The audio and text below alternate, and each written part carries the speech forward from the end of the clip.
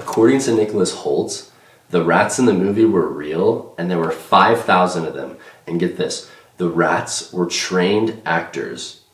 I don't know how you train rats, I don't know who would do that, but apparently they were trained actors. He did say, though, they were not toilet trained, so they were trained incontinent rat actors. We are here encountering the undead plague carrier, Nosferatu. What's up, guys? I just watched Nosferatu in theaters on Christmas Day, did a little bit of research and found some interesting things about production and how they made the movie. In this video, I'm just gonna share with you my thoughts and a little bit of a breakdown of the film, mostly focusing on the story, the cinematography, the acting, a little bit on production design and mise-en-scene, sound design as well. Music wasn't a super heavy part of this film, but the sound design was huge, and the editing and visual effects, even though I don't really think that there's many visual effects. Unless I'm oblivious, there's nothing really groundbreaking or state-of-the-art. Everything looks very practical and natural, even though it probably isn't. So anyway, Nosferatu is a remake of the 1922 classic horror film Nosferatu, A Symphony of Horror, directed by F.W. Murnau, which is based off of Bram Stoker's Dracula. And the film stars Lily Rose Depp, Nicholas Holt, and Bill Skarsgård. So, about this film. Set in the fictional 19th century town of Wisburg, Germany, the film focuses on a woman named Ellen, who as a child summoned an ancient vampire, also known as the Nosferatu. But his name is Count Orlok. It's weird. Like, Nosferatu means vampire in ancient Romanian, so yeah, just know that. The vampire's name is not Nosferatu. Nosferatu actually means the vampire. But the vampire's name is Count Orlok. So anyway, years later, it's 1838. Ellen is married to a real estate agent named Thomas Hutter. So Thomas, his boss, Knock, assigns him the task really of selling a house that's in the middle of the country, and Thomas has to go all the way over there to sell this guy the house. And the homeowner is, you guessed it, Count Orlok, the vampire. So anyway, Ellen has nightmares that are triggered by her past with Count Orlok. So she really worries for Thomas as he's about to go on this journey. And to calm her down, he just has her stay with their married friends, Friedrich and Anna Harding. While he's away, he stops like in a village for a night and then, you know, has like a weird freaking dream experience. And then he gets to the castle and he's so freaked out by Count Orlok. The guy is the most creepy guy in the world. He's super old. I have no idea what Ellen saw in him. I have no clue why she even loved him. He's probably the least attractive man in the entire world. Anyway, while Thomas is at Count Orlok's castle, Orlok sees a locket of Ellen that Thomas is carrying, and he becomes re-obsessed with Ellen. And he's able to like possess and control Ellen from afar. So whenever it's nighttime, she has these like weird night terror seizures. So this causes the Hardings to worry, and they bring in their doctor, Dr. Sievers, and he can't figure out what's going on, so he consults with his old mentor. Professor, watch this, I'm gonna get this name right, no script. Professor Albin Eberhard von Franz. Boom, let's go! So Professor Albin Eberhard von Franz is not only a learned doctor in medicine, but he's also learned in the occult. And he diagnoses Ellen with like some kind of demonic possession. Anyway, Orlok leaves Thomas at the castle. He like sucks his blood while he's there. And he travels back to Wisburg via a ship, like a cargo ship. And he hides in like a box, a crate, full of rats. For some reason, Orlok has a thing with rats. He loves rats. So with him though, he brings to Wisburg the rats and a plague, which is pretty much a curse among the whole town. And really chaos just ensues after that. So that's pretty much what the story is about. I don't want to ruin the ending for you, but you know, it's a pretty cool story. Eggers definitely did take some liberties while adapting this from the original 1922 film. He made Ellen more of a central character, central protagonist in this version. I did see the original in my German Expressionism class back in film school. In that version, Thomas Hutter was more of a main character. He was more of a protagonist. But nevertheless, Eggers did take some liberties when adapting this film. He said, "It required writing a rich backstory for Orlok and a very rich backstory for Ellen so that I could then do my simple fairy tale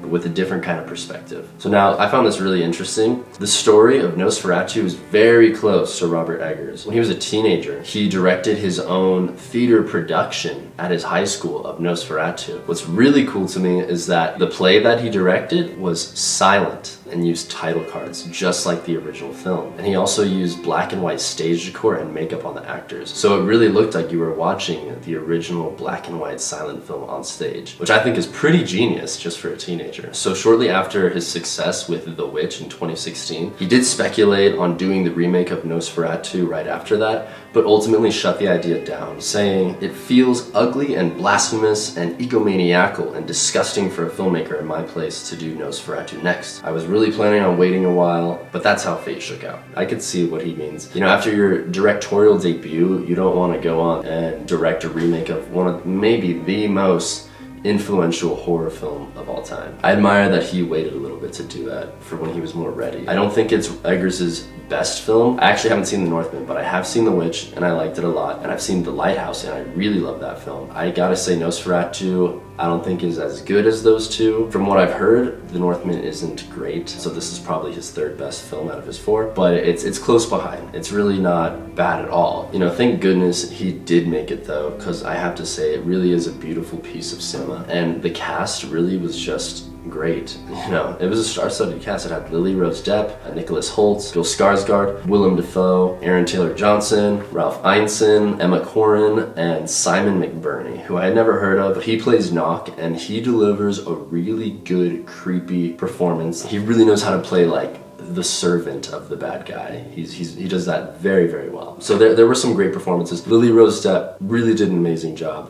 Nicholas Hoult did a great job as well. Interestingly, Anya Taylor-Joy was originally asked to play Ellen in this. I don't know, for whatever reason it fell through and didn't end up working out. But I really love that Eggers worked with another actress. He does seem to use the same crew heads. He has the same cinematographer that he's had on all four films in this film. He has the same production designer, same editor. The only thing that's different is the composer that did Nosferatu did not do The Witch, but he also did do The Lighthouse and The Northman. So it seems like Eggers likes to work with the same people a lot. This is his second film with Willem Dafoe, unless Dafoe is in The Northman. But it's cool how he used Lily Rose Depp. And for the role of Thomas, who Nicholas Hoult plays, Harry Styles was originally considering doing the role. And they were talking about it, but it didn't work out for whatever reason. Interestingly, Willem Dafoe was gonna play Count Orlok, but Bill Skarsgård ended up doing that, and Willem Dafoe got a different part. And the thing is, at that time too, Bill Skarsgård was also looking at playing the role of Thomas. So it's kind of interesting how they bounced around, but everyone found a part, and I think this was the best ultimate casting choice. Skarsgård worked with an Icelandic opera singer to lower his voice an entire octave. And also, although Dafoe has played the Green Goblin in Spider-Man, Skarsgård has played Pennywise in It, which I think is a much more terrifying character that's a similar role.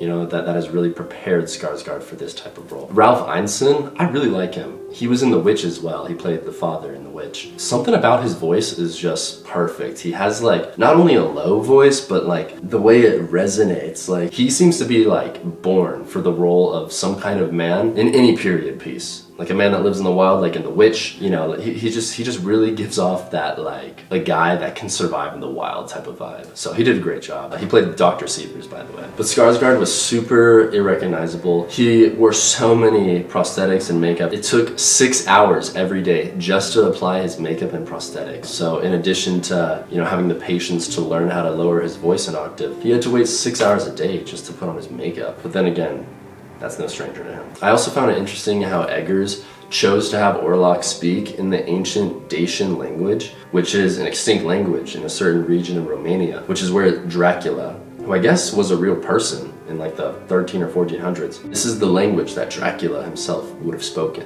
And Eggers is, I have to say, that is one of his talents, that's one of his strengths, doing the research on dialect for whatever region his film is set in. In The Witch he did this, in The Lighthouse he did this, and I'm sure he did it in The Northman. He's very good at preserving historical accuracy of the dialogue and language where his films take place. And speaking of Eggers' past films, I couldn't help but notice a lot of similarities between Nosferatu and The Witch specifically. In particular, I'm talking about visual grammar. There are some shots that are just so reminiscent of shots in The Witch that I couldn't help but make these parallels. I'll give you examples. In the opening shot of Nosferatu, we see Ellen praying, and she's in like a slightly larger than close-up shot. The camera is pointing straight at her. It's a frontal shot. She's praying and looking up just slightly above camera. Thomasin in The Witch does the exact same thing. Both these shots just look so similar. They're both of a young woman praying, and they're set up exactly the same way. Also, during Thomas's visit to that village, at nighttime he witnesses the villagers performing some kind of ritual in the forest, and the only light that is lighting them is like the light of fire and torches. And among the villagers is a young woman who is riding on a horse, and she's naked. This really reminds me of the final scene in The Witch when Thomasin is walking into the forest after she has decided to become a witch, where she is naked and she's a young woman as well. And when she meets the witches and flies up, she's also lit by firelight. So that shot of Nosferatu really reminds me of that scene in The Witch. And then at the beginning of The Witch, right after the baby's been abducted by the witch, she's like grinding him up in her lair, and she is naked, and the camera slowly pushes in on her. There's a shot also at the beginning, somewhere in the first act of Nosferatu, where Nock is like worshiping, I guess, Orlok or summoning him, and Nock is naked, and he's old, and we're pushing in on him too. So in both cases, we're slowly pushing in on a naked old person from the back while they're doing some kind of weird supernatural ritual. And finally, my favorite scene in The Witch is where Caleb dies and he gives his monologue, and he's like on his deathbed, and the camera kind of slowly pushes in on him and pulls out, depending on where he is in the monologue. But it really reminded me of this monologue that Anna gives in Nosferatu. Anna is played by Emma Corrin. I think it's after she gets the plague, and she's like on her bed, and we start on a close-up on her, just like we do with Caleb in The Witch, and we slowly pull out as she gives her monologue. So those shots in Nosferatu really just reminded me of these shots from The Witch, just in terms of their visual grammar and camera movement. They were like the same, almost. Some interesting facts I came across when I was researching the film was, according to Nicholas Hoult, the rats in the movie were real, and there were 5,000 of them. And get this, the rats were trained actors. I don't know how you train rats, I don't know who would do that, I don't know who specializes in that, but apparently they were trained actors. He did say though they were not toilet trained, so they were trained incontinent rat actors. Also, there's a scene where Orlok is sleeping in his coffin, and Thomas comes to wake him up to try to kill him. In that coffin, Orlok is sleeping in there with a bunch of rats and maggots. It turns out those were real rats and maggots, and Bill Skarsgård was in that coffin with the rats and maggots. And Nicholas Hoult had to push open the coffin lid, and they had to do this scene a couple of times. So Hoult said he felt really bad for Skarsgård because he had to redo this scene more than he probably had to. And that is the scene where he's also naked and is wearing his prosthetic penis. So to remember this scene, Eggers sent Holt Skarsgård's prosthetic penis. He framed it and sent it to him, and Holt kept it as a souvenir from the film. Interesting. So that's fun. That's fun to make, right? Anyway, and speaking of Skarsgård's costume, Orlok in this version of Nosferatu had a thick mustache. He has like no hair on his head. His skin is peeling off. He has like bumps and boils everywhere. He's disgusting looking.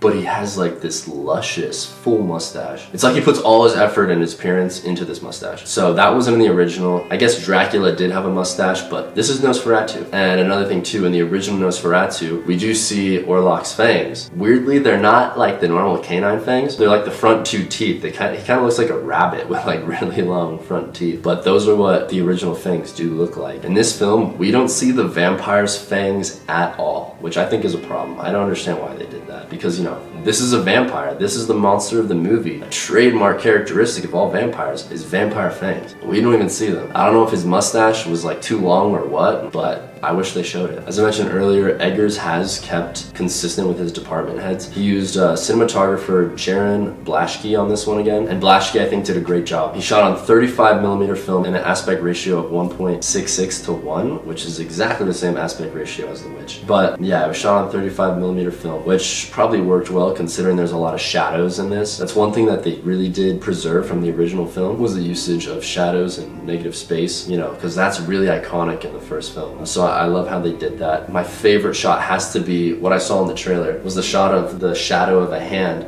spreading across the town. It kind of like symbolized like the plague spreading across the town and the darkness spreading. Also, Blaschke did mention that the inspiration visually for this film came from 19th century romanticism. So the mise-en-scene and production design was very cool. I think it was very authentic what they did. The production designer was Craig Lathrop, and he's worked with Eggers on his other films, and it seems like he definitely has a skill for being able to craft these beautiful, very immersive sets that are very consistent and detail-oriented, and that you see in these period pieces with Eggers. In terms of the score, I truthfully don't remember the score too well, having seen the film only once, but I do remember some sound design. And one thing that was so disturbing was whenever Orlok would suck the blood of someone, he would like slurp it, and like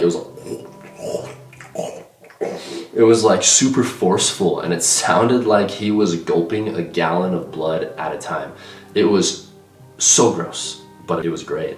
It was great because it was gross. Also, Orlok's breathing sounds really labored, and Skarsgård did a really good job with doing that. It's creepy. He really sounded like an old, fragile man. It was just really cool how he did that, but still maintain this like low, sinister voice. He just did a great job with his accent and rolling the R's. But yeah, the sound design was great. In terms of the visual effects, I don't think there was much CGI. The only time that I could tell that there definitely was when Knock was in his cellar and he was holding a pigeon and he bit its head off. Other than that, you know, the visual effects, if there were any more, they were great. Everything did look very natural and practical. And in terms of the editing, you know, you don't notice the editing. And I think that's ideal if you're an editor, is making cuts so that they don't draw attention to themselves and they feel very natural. And I think you definitely get that in this film. The editing feels invisible, which is how it should feel. Nothing felt too rushed, nothing felt too slow to me, you know, so the editing was great. And the editor was Louise Ford. She's worked on Eggers' other 4 films. But anyway, those are pretty much my thoughts on the movie. I thought there was some